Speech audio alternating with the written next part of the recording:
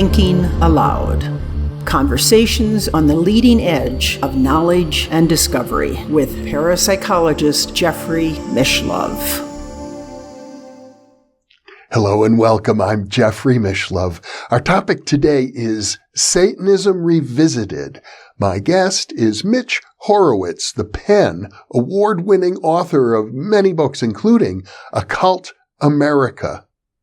One simple idea: how positive thinking reshaped modern life. The Miracle Club. And The Seeker's Guide to the Secret Teachings of All Ages. His latest book is called The Miracle Habits. Mitch is based in the New York City area, and now I'll switch over to the internet video. Welcome, Mitch. It's a pleasure to be with you once again. Thank you, Jeff. Always good to be here. We're going to explore your personal journey today and the fact that you are publicly known to be and acknowledged to be a Satanist, although as I understand it, you don't belong to any organizations. You don't have a card. You're not a card-carrying Satanist, so to speak. But I know it's a very personal journey for you. You're not representing anybody but yourself. But I'm delighted to explore it because, as you've written and many people have written, the very concept of Satanism is perhaps one of the most misunderstood concepts of the modern era. Yes, I probably couldn't have chosen a term if I had sat down and tried that was more prone to misunderstanding. And at the same time, I believe there is an esoteric tradition in the West that can be properly referred to as Satanism, although it's also extremely individualized, which is entirely appropriate given that we're talking about history's great rebel, at least in the parabolic sense. And I have a history of using terms that are considered verboten or are thought of as things that we want to kind of sweep away and rename in a more respectable fashion. I've approached the term New Age that way. I've approached the term occult that way. I've approached the term positive thinking that way, which a lot of people regard as being intellectually unserious. But I reject a term being defined or described only by those who use it as an epithet or only by its critics.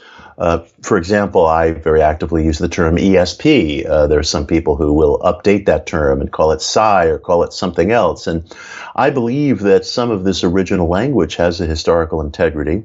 And if one looks at the events, the parabolic events, the ethical events of Genesis 3, for example, you find a adversarial figure in the form of the snake that later on was associated with the Hebrew term shaitan, or enemy or adversary, Satan. And I think that within that book, you find a very important sounding point of view, expression of something very deep in the Western psyche. And I've elected to use the phonetic English rendering of the term that became associated with that. And it's been a very personal, very intimate journey. I also might add a journey that, as I think our discussion today will illuminate, has an honor and an ethics and a reciprocity of its own, things that are of deep concern in my life. People who are viewers of this channel can refer to several interviews that are already in the archive that deal with Satanism. But one fact that I think is almost undeniable, that is in the minds of many people who are traditional Christians and Jews, the word Satanism is associated with the epitome of evil. Correct. And I, of course, I reject that usage. I think that we as a culture are extremely forgetful and imprecise in our use of language. I recognize that term is so deeply embedded in the Western psyche as a metaphor for evil that even I may have tilted at too great a windmill in trying to use that term in a way that I think is esoterically defensible, in a way that I think has greater historical integrity than the use that has come to be surrounded that has come to surround it. My view of the Satanic, based on some of the source books of Western civilization, ranging from Genesis 3 up through The Marriage of Heaven and Hell by William Blake, up through Paradise Lost, and more contemporary works by artists and by figures of spiritual and social provocation, is that the Satanic, mythically speaking, esoterically speaking, is that which is rebellious, anti-heroic, usurping, revolutionary, against the grain, outside. And I think that force, that palpable force, both parabolically and I would argue extraphysically, within Western life, and as a source, a wellspring, a vortex of ideas, an emanating beacon of ideas and extra-physical actualities within Western life, is an authentic esoteric tradition, if an anarchic tradition, anarchic in the sense that it's very, very heavily defined by each individual for him or herself. You started out our discussion by very rightly saying, I belong to no organization. There are organizations I feel sympathy for, which I would defend, whose leadership and output I admire, but I can belong to none in this march of my life.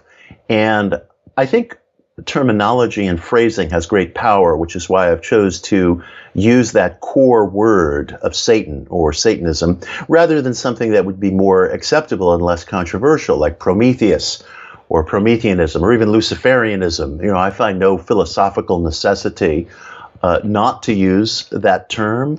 I find maybe a diplomatic necessity not to use that term, but I've never really stood on diplomacy, although I do stand very deeply on respect that I have for other people, and I can understand somebody not wanting to associate themselves with that term.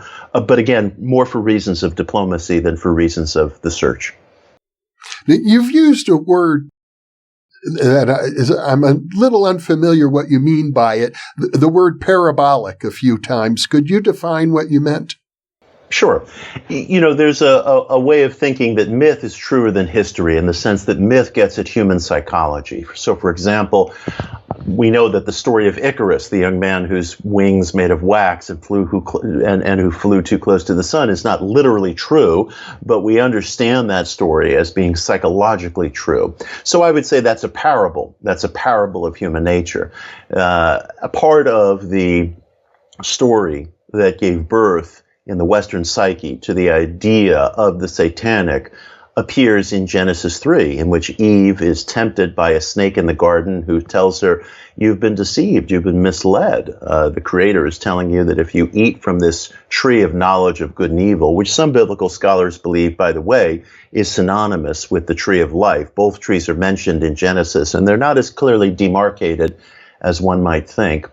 That if you eat from this tree of knowledge of good and evil, you'll die. But in fact, you won't die. You'll be illumined. And as it happens, contrary to much casual reading of the story, and contrary to a kind of quoted but not examined tradition in the West, the serpent did not lie. And Adam and Eve, first Eve, then Adam, were illumined, and they were also, of course, expelled from paradise. And we think that the after story is a tragedy in which they gave birth to these two sons, later other offspring, but the two sons, Cain and Abel, were involved in an act of fratricide in which Cain murdered his brother. Eve had to experience pain in childbirth. Adam had to experience the sweat of his brow while tilling the land.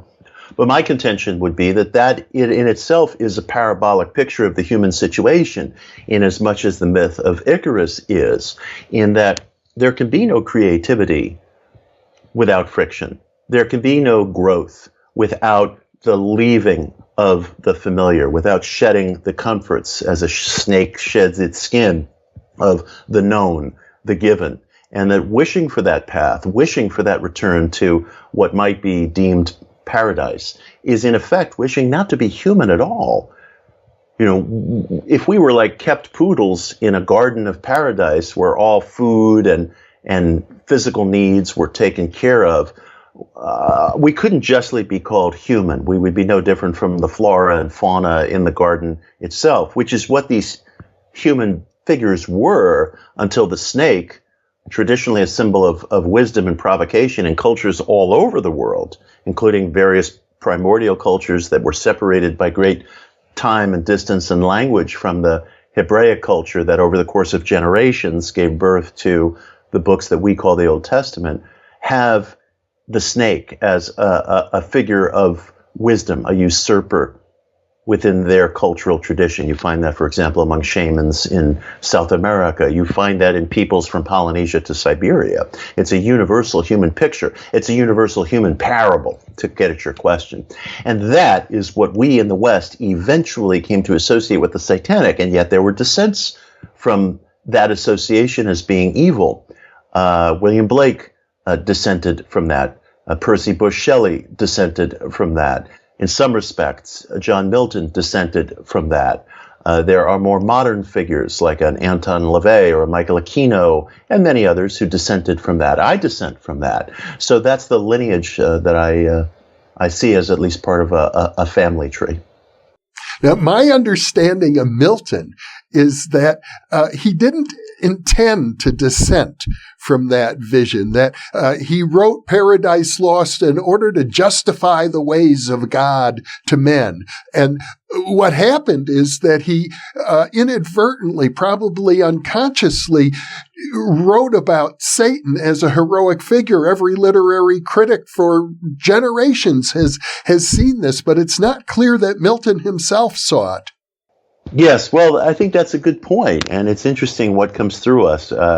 It's funny, just earlier today I was speaking with a very gifted novelist whose book is being published probably in 2022, and he was explaining to me that he also wanted to write a work of spiritual philosophy, of occult philosophy that would come out after the publication of his novel, and he was concerned about how he would be seen. Is he a novelist? Is he a spiritual philosopher? Is he an occult guy? Who is he? And I said, friend to friend, I would say, don't worry about that, because the public will make its own decision as to who you are and what you're about. I can't lead people to one conviction or another about what my work is. I've written as a historian. I've written self-help books. I've written as a practical spiritual philosopher. I've used a term like Satanism. It's gotten me kicked out of some organizations, events canceled on me. You said to me, hey, let's do a whole show about it and talk about it. So people are going to bring their own interpretation to whatever tone, idea, work it is I put forth in the world. So I think what you're saying about Milton is historically very true. And that, too, is a portrait of human nature. We can set whatever intentions we want in terms of what my neighbor will think, but my neighbor is going to think what he thinks. Well, I'm happy to do many more programs with you about this subject. It's a very deep subject. It's a profound subject. But let me get to the deeper issue that troubles some of my own viewers, and that is the nature of evil itself. Let's assume, as a working hypothesis, that Satan is not nearly as evil as people ascribe to him. But then is there still, in your mind, a demonic force that represents pure evil, that tries to tempt people to murder and to steal and to abuse the innocent? Well, in terms of the human psyche, I'll talk about this in terms of human nature and then respond in terms of the question of the extraphysical. In terms on the scale of the human psyche, I believe there's no good and evil. I believe there is empathy and spite. There is that polarity. And obviously most of us at different times, at various times, find ourselves sliding in the direction of one polarity or another. There's usually not a being who is one of total empathy, although that's certainly an ideal for some people. There's usually not a being who is one of total spite. Everybody has their own backstory, their own influences, their own needs. But where you fall on that scale of empathy, spite in terms of human nature, I think is real. I don't think our scholastic concepts of good and evil are real. I think empathy and spite is the scale that I think on. And if people were capable of looking at themselves on that scale, which most of us are not, or we are maybe only in terms of momentary glimpses, it would bring a whole new sense of measurement and estimation to how we view ourselves. And I'm much more interested in how we view ourselves than I'm interested in how I view a third party whose life I can never fully know. I may have to regulate that third party. That third party might do things that are dangerous or violent or harmful and requires social regulation or personal regulation or what have you. But the empathy spite scale is one that would revolutionize our view of self if we were capable of really pursuing a view of self. Now, the other question you asked is there some force that urges one along on that scale, that urges one towards the empathic, or that urges one towards the spiteful, or that urges one towards acts of violence, not necessarily or not exclusively physical violence, but maybe emotional violence or something of that nature? It's an interesting question because my view of life is, as you and I have discussed in previous episodes, one in which humanity conducts both a physical and extra-physical existence. There is physicality. These forms that we find ourselves in are going to decline. There will be mortality. There's never been any exception to that. And humanity also has an extra-physical existence. And I think that goes beyond testimony. We have so much evidence, including in the field in which you specialize, psychical research, that demonstrates the anomalous transfer of information in laboratory settings, for example, and fields like neuroplasticity and questions that are put to us within quantum theory and the more radical edges of placebo response studies and so on and so forth. It seems to me that it's a given in the here and now that we have an extra-physical existence. Now,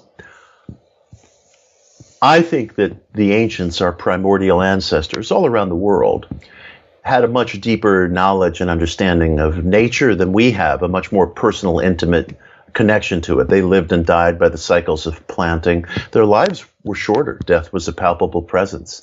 And the vagaries of nature could very easily mean the difference between life and death at any time and at any moment. And they had an investment in knowing nature in ways that's not as urgent for us 21st century people. I think that they identified extra-physical energies and that they personified or deified these energies, gave them names and attributes like Zeus, Minerva, Set, Satan, Kali, Anansi, all these different deities that are found in cultures all across the world. And there are archetypes that repeat in cultures all across the world, just as I was referencing the snake earlier. And I think our ancient ancestors sought relationships with these energies, these personified or deified energies, including petitionary relationships. And that to me is what prayer is. It's the seeking out of a relationship, sometimes a petitionary relationship with one of these personified energies. Are there energies that drive the individual toward acts of spite in the same way that there seem to be energies that drive the individual toward acts of empathy? I would have to say yes. I think that must exist insofar as if these energies could be called intelligences, and if they have ethical lives, well, ethics, as it's been argued to me by our mutual friend Dean Radin, and I think he's correct, ethics arise from the emotions. Ethics arise from the emotions. And so it would seem to me that there's probably a wide range of ethical, emotional qualities that could be ascribed to unseen energies if deifying or personifying them is a correct gambit. And I think our ancient ancestors, since this activity was common around the world, probably had a correct gambit. So I would say yes to your question, but I would also say that it's overwhelmingly likely, given our perspective and the limitation of our position, that we don't have any ready vocabulary words handy, whether it be Satan or Lucifer or anything else, that can allow us, as though looking up in a directory, to figure out who's on the side of spite or empathy. And usually, just based on human nature, we have a way of getting these things askew, if not backwards. I'm reminded of a well-known case. I think it was in the New York area, the murderer, son of Sam, a repeat murderer who claimed he was prompted to kill people because he heard a voice urging him to do that. That would seem to be the kind of case that many people would ascribe to a satanic or a demonic entity. Well, it's interesting that you bring that up, actually. There is a show on Netflix that reinterprets, that's coming up, a documentary, that reinterprets the Son of Sam case as an act, as an expression of some sort of satanic abuse crimes. And that show is based heavily on the work of a now deceased journalist. And I was supposed to be part of that show, but due to the COVID crisis, the shooting schedule got disrupted, and that never occurred. But I am participating in a podcast that the producers are assembling around the show later this month. I'm speaking to you in January of 2021. And the case I made to the producers, and the thing that I would have said if COVID hadn't disrupted the shoot schedule, but that I'm sure I'll be saying on the podcast, is that the great unasked question within that framing, that reframing of the Son of Sam murders as an expression of some sort of satanic abuse crime is that the journalist who spearheaded that theory and who was a dogged researcher, and a researcher whose productivity and work ethic I salute, he failed to ask himself one basic question. In fact, it seems, based on my reading of his work, never to even have occurred to him. And that one basic question is, what is theological Satanism? What am I even talking about? You know, he referenced groups like the Process Church and other groups. The Process Church was a group that had a reputation for Satanism in the late 60s, early 70s, but seemed never to ask himself, beyond the framework of what you'd see in a Hammer horror movie, or beyond the framework of what you'd see in a movie like The Exorcist. I happened to be wearing a shirt with a Japanese movie poster for The Exorcist. I wasn't trying to be cute for our show. It just was the shirt I had available. But then I realized that after the fact.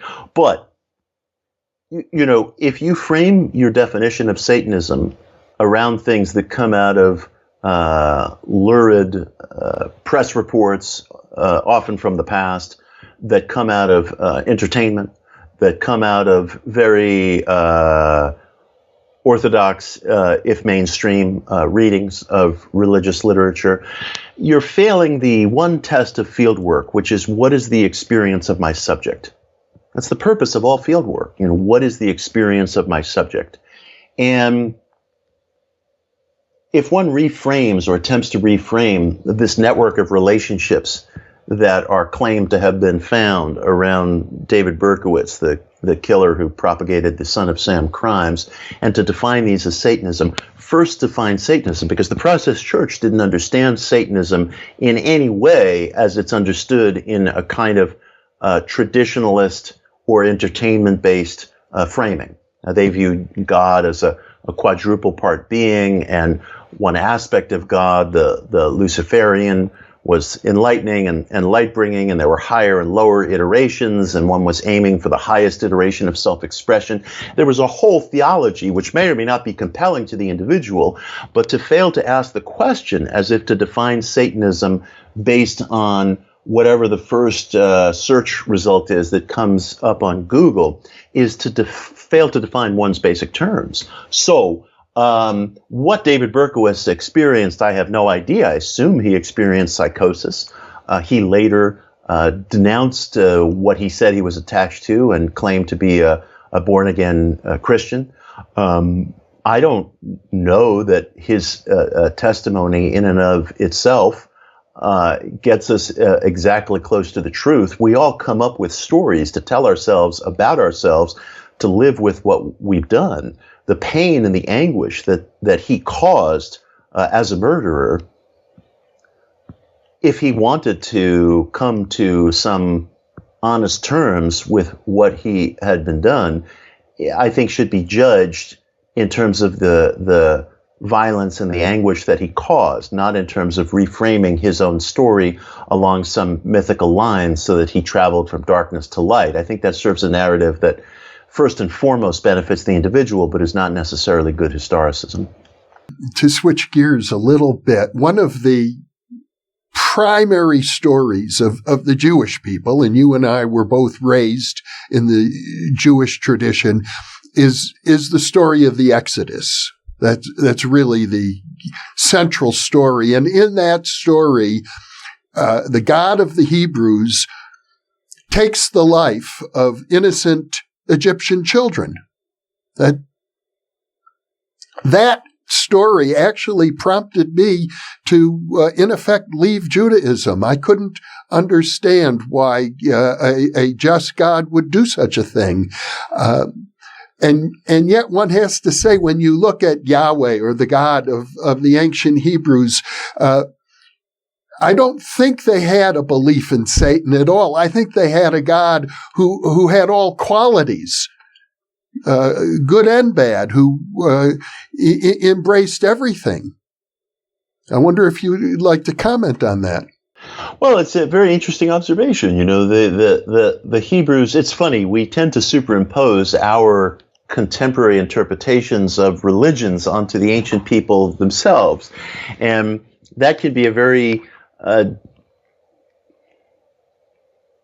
could be an epic act of disclarity, because the ancients themselves, as you were alluding, they didn't have these same reference points that we have. Like, for example, the Hebrews as a tribe in the Mediterranean basin, or the biblical lands, along with hundreds and hundreds of other tribes, were profoundly concerned with survival, were profoundly concerned with just making it, you know, from one season to the next, as many such tribes were, as many desert-dwelling people were. And so, for example, people today will look at what appears to be prohibitions against homosexuality, for example, in the in some of the early books of the so-called Old Testament.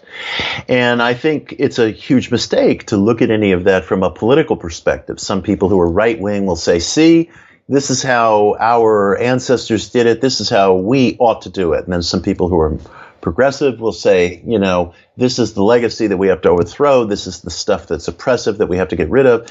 I don't think the Hebrews understood it in that way at all. They didn't have any of our political reference points. They were distinguishing themselves from whomever the tribe was over the next hill. So the idea of tattoos, or the idea of graven images, or the idea of sexual practices, dietary practices, the clothing that one would wear, not mixing certain types of garments, you know, to a certain degree, I think these were local efforts to draw lines of distinction between oneself and some other group, and wrestle in however fitful a way with creating a civil society, however flawed it may have been from our perspective today, of creating a series of laws, thou shalt and thou shalt nots, that abetted survival, Now, certainly no one can say that the Old Testament, in terms of its historicism, is an unrealistic book, in that, you know, every individual can come to his or her own private reckoning about the question of miracles, but it depicts a human situation that's very brutal, and that's very tough, and that's marked by warfare and conflict and friction and a very tough justice and legality that probably reflected what it was like to try to survive in the desert at that time, and to try to come to some set of rules at the same time that would mitigate the brutality of life. Now, one of the books of scripture that I was always touched by as a kid, and remains so today, is a passage that's read on Yom Kippur, the Jewish Day of Atonement, in which the Hebrews would set a goat out into the desert with their sins cast upon it, to be devoured by what we would understand as a kind of demonic being in the desert. Again, I'm using our contemporary language, named Azazel. And when I heard this name read from the pulpit when I was a little kid attending an Orthodox synagogue, I was thrilled. And I thought, wow, these people lead a much more mythical existence than, you know, Mrs. Shapiro taught me at Sunday school at Belrose Jewish Center, you know, in Queens. These people lead a much more mythical existence than I had understood, through many, many years of Jewish education when I was a kid. And as I think you were just alluding, they didn't have this kind of good guy, bad guy image of these entities, these expressions of the extraphysical that we superimpose onto them today. And a lot of contemporary practice doesn't come to grips, in fact, with some of the supernatural elements of Scripture, not necessarily things that we would describe as miracles, but fallen angels and giants and different beings and a so-called demonic figure like Azazel. I use demonic in the modern sense, not in the historical sense, where that word too, it meant what we would call spirit or genii. It wasn't a word that was laden down with the negativity that we bring to it today. So the ancients functioned from a very, very different set of compass points. And that's why I refuse to rely upon the compass points that we've settled on by consensus today, although I take ethics and reciprocity and a sense of human wholeness and community with deepest seriousness. I've done a series of interviews with Betty Kovacs, and she raises a very interesting point that when people worship a god and they ascribe to that god only good qualities, such as at one point Apollo, the Greek sun god, was both a god of darkness and light, but when he became a god of just light, or Jesus is another god who to whom only positive features are ascribed, and Satan could be thought of as the twin, the reverse of Jesus in some systems, that those are the people who commit the most heinous acts because they deny their own shadow at the same time. Well, what's interesting is that, in this country and in Europe in the 1980s, there was the so-called Satanic panic where people were being accused of all kinds of acts of horrific ritual abuse against children. In virtually every case, these were completely innocent people. Sometimes they might have had some connection to the occult, either artistically or spiritually. Most times they had no connection whatsoever, and there were advocates and dominant opinion-making organizations, including religious groups, that contributed to and stirred up this completely fictitious satanic panic. And look what was actually going on at that time. There were mass instances of unreported or underreported acts of sexual child abuse within the Boy Scouts of America and within the Catholic Church. And I say that with a great sense of melancholy and a great sense of somberness. People were subjected to acts of terrible abuse. The perpetrators were often protected. The abuse was either underreported or unreported. And we know about this today because of survivor lawsuits. There are probably at this point about 25 different large Catholic organizations that have had to declare bankruptcy in order to cope with paying out damages in survivor lawsuits. The Boy Scouts of America itself has had to declare bankruptcy in order to shield itself from something on the scale of 80,000 survivor lawsuits, part of class action suits. And I say all this not in some polemical way. I don't wish any of this to have occurred on any scale, whether it's a group that I like or dislike or have connections to or don't have connections to. It's a mass human tragedy. I bring it up for the simple reason that very often what we accuse people of on the fringes is a projection in some way or another of what's being perpetrated and unacknowledged within mainstream organizations, which themselves make up the power structure judicially or religiously of a given society. And people are prepared to believe the story because there are unaddressed, underreported, or unreported crimes going on. What we don't do is part the curtain on the question of where is this criminality going on, if it's real at all.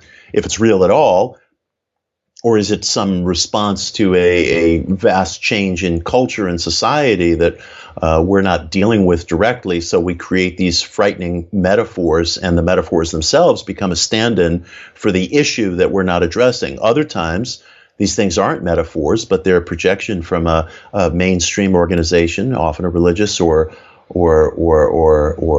political organization that's being held unaccountable, and the accountability is being put on the shoulders of entirely innocent people. This is what happened with the witch crazes throughout Europe. This is probably what happened with the suppression of the Knights Templar centuries ago, where the church was concerned with a banking and a military organization that was rivaling its own power. So they were described in terms that later were recycled in more modern language in connection with the so-called Satanic panic. So these, actual acts of injustice, actual acts of violence, actual acts of harm to other people, including the most helpless among us, get swept off to the margins, get ignored, get unreported, because we've decided that there's a simpler, more convenient, less congenial seeming enemy, out there somewhere.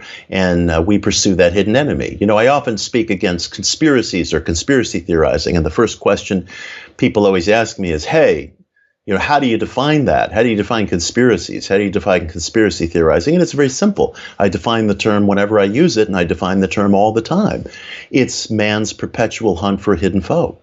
It's man's perpetual hunt for a hidden foe. And when that foe is sought, that foe is almost always found. And it's almost always found among people who are too weak to defend themselves, whether it's witches in the Middle Ages or whether it's art students or working class daycare workers, during the Satanic panic. We tend to choose our foes real easy. And that's an ugly aspect of human nature. That's an aspect of human nature that I inveigh against. And so when people go looking for a hidden foe, they find one, and they usually find one among the defenseless. Well, certainly the accusation of ritual child abuse has been hurled at Jewish people for centuries, and occasionally amongst viewers of this channel, I hear it today.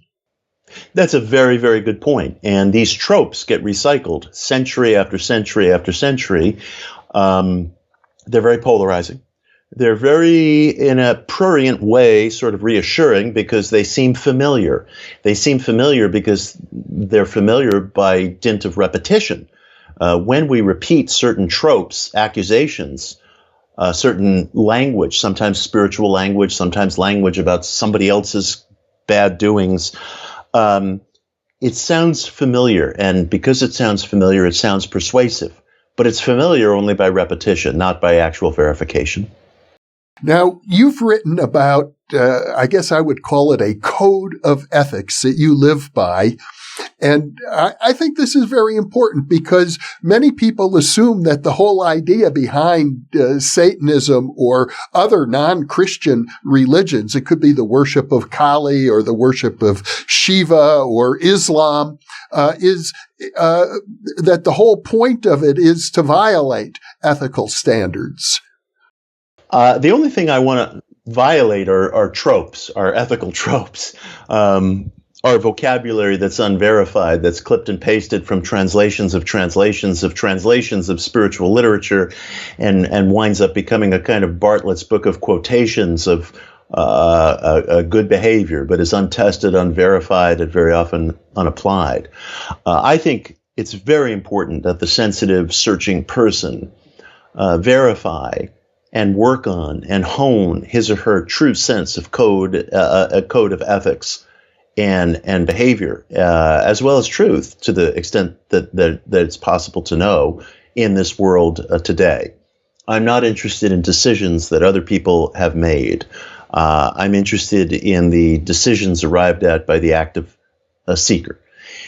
Classical, ethical, spiritual literature, as well as works of art, can be a help, can be a guardrail, can be a source of assistance.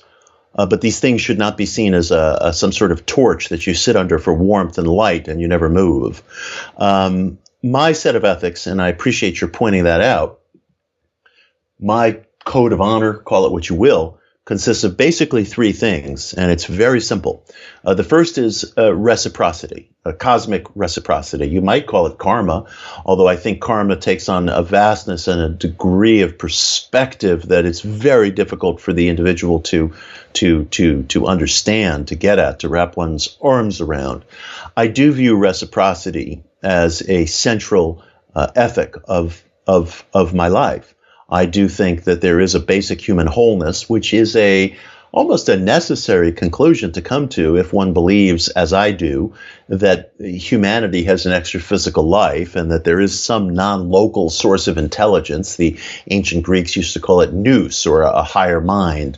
Ralph Waldo Emerson called it the oversoul. Emanuel Swedenborg called it the divine influx or the divine inflow. Some people call it infinite mind. That is part of my outlook.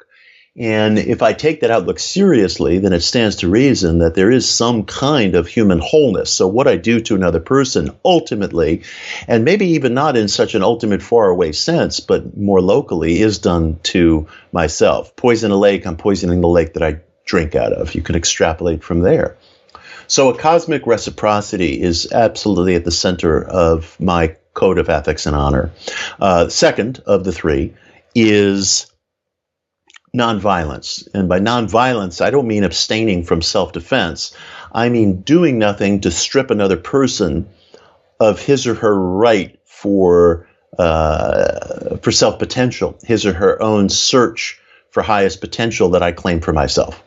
So it means doing nothing to the degree that it's possible to objectify, humiliate another individual or another community. We're not always in touch with ourselves. We're shot through with negative emotions. We're incapable of evaluating ourselves on the scale of empathy and spite that I was describing earlier. So it's asking too much of the individual. It's asking too much of myself to always know when I'm behaving negatively towards somebody. But my ideal is nonviolence. Again, not abstention from physical self-defense and not just physical nonviolence, but doing nothing to deprive another person of the same search for highest potential that I claim for myself, which again means not humiliating or objectifying another person or community, not dehumanizing another. And third and finally, I am the sole subject of my experiments.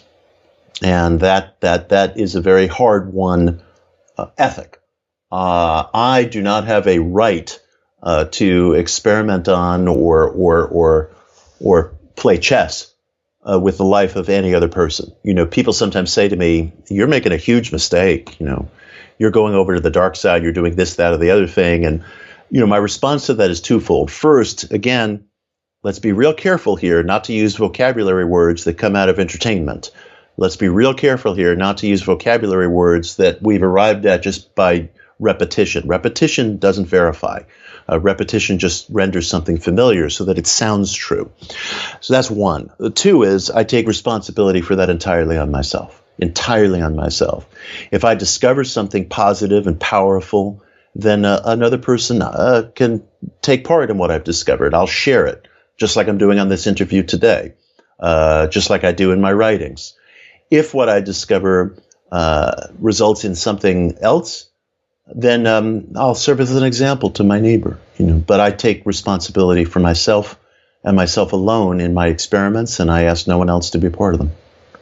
Not long ago, Mitch, I did an interview with my friend James Tunney, and we talked about the great artist August Strindberg, a playwright, a painter, who wrote an occult diary for 13 years of his life. And as I recall from his biography, one of his best friends was a Satanist. And at one point, Strindberg wrote that when you venture into the occult, if you don't have some kind of a grounding, and I think by that he meant a grounding in ethics, a grounding, a connection with a higher force, maybe Christ. He said, you're liable to be overwhelmed by dark forces. I wonder if you have any thoughts about that. I've wrestled with that very question, and it's changed for me over time. If you had asked me that question 10 years ago, I would have agreed wholeheartedly with Strindberg and said, absolutely. When you're going on an occult journey of any sort, occult being from the Latin occultus, meaning hidden or unseen, a spiritual journey that goes outside of the doctrinal barriers of any congregation. When you're going on an occult journey of any sort, I used to argue, it's necessary to have some work of classical religious or ethical wisdom at your back, whether that be the Beatitudes or the Bhagavad Gita or the Tao Te Ching or something else, whatever, Meditations of Marcus Aurelius, whatever it is, because that's your set of guardrails. I have changed my mind about that. I've changed my mind about that because I think that we too often lean upon these unverified, familiar by association, familiar by repetition, translations of spiritual works that are based entirely on someone else's decision and experience, that are also based and are affected by the social strata from which they were developed. It's important to understand every religion, whatever universal truths it may contain, is the work of human hands. And it's impossible for human hands that are fashioning religions over the course, very often, of centuries upon centuries, to not be responsive in some way to the social situation that the end user is experiencing. So, for example, the Vedas speak extensively of non-attachment, non-identification. Well, they were also written in a social milieu in which caste structure was so calcified that you could no more expect to exit the caste into which you were born than you could to walk on the surface of another planet. So to some extent, religions, the Vedic tradition, the Judeo-Christian tradition, later Buddhist tradition, and other expressions, deal with the profound difficulties of the human situation, especially as experienced in antiquity. There is, in many societies, greater human fluidity today. I think everybody would recognize that. So yes, there are universal truths, and I would argue there are also local truths, socially conditioned strictures, as I was referencing before in connection with the Hebrews, struggling for survival in the Mediterranean. So it's very important to me that people verify things for themselves in the truest and fullest sense, which doesn't mean that I am able to let loose of everything that's required of me in this life. There are all kinds of things that are required of me in this life, including paying the electric bill that allows you and I to have this conversation, and then many, many, many things that attend to that. So there are many things at which, without suffering unacceptable consequence, I'm not at liberty to just dispense with in this life. But in terms of my ethical and spiritual search, I think that's an area of absolute freedom, provided I'm the sole subject of it. So what I describe to you as my set of ethics, for example, it might be inspired by or abetted by classical works, but it is my own. It is where I am today. It's the ground that I stand on.